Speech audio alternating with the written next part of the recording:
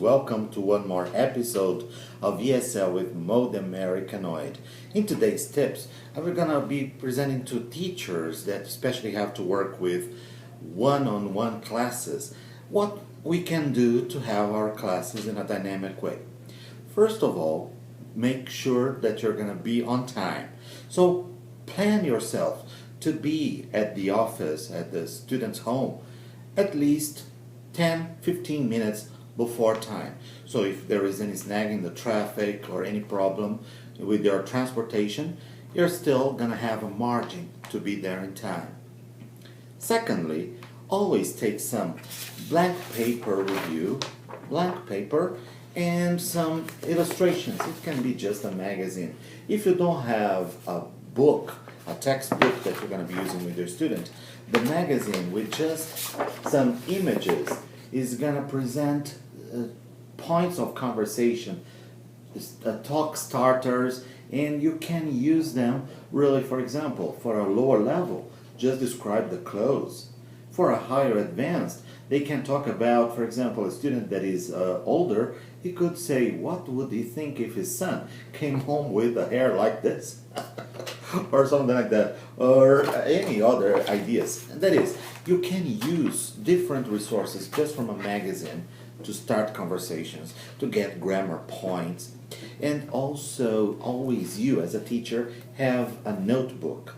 Okay, you can use some digital thing on your smartphone or whatever, but a notebook is very handy. You just need a pencil or a pen, and you take notes of some key points, a grammar point that the student made a mistake. For example, students love to ask them, ask me what I did yesterday. And they say, what you did yesterday? Then you have to correct them. Sometimes in the middle of a conversation, and this happens a lot in one-to-one classes, you don't need to interrupt the student and cut them off. Take a note, and after you have a break, you say, okay, you told me, you asked me what you did yesterday. Is that a question? Where's auxiliary verb?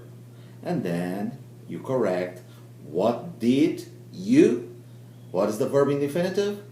Do. What did you do yesterday? So in this way you're going to be correcting pronunciation. Sometimes a person mispronounces a word and the person says company, and then you say, okay, company, and then you try to help them, but sometimes other words that are mispronounced, you can take a note and you can revise. Also, taking advantage of today's technology, you can invite your student to be your follower on Twitter, for example, and you can write down you can tweet some tips about the class. You can keep them anonymous, you don't need to mention the student's name, but you can put some comments and the student can review them as he follows your tweets. Well, these are simple ideas. And another point, just to wrap it up for today's session, don't forget to keep up an upbeat approach. Don't get to the office like, the students, they are not interested in your personal financial problems or whatever. They want you to keep them motivated. And if you are not motivated, how can you motivate your students? So get your mask from the jar by the door and put it on and be professional. Be a friend, but in a professional way.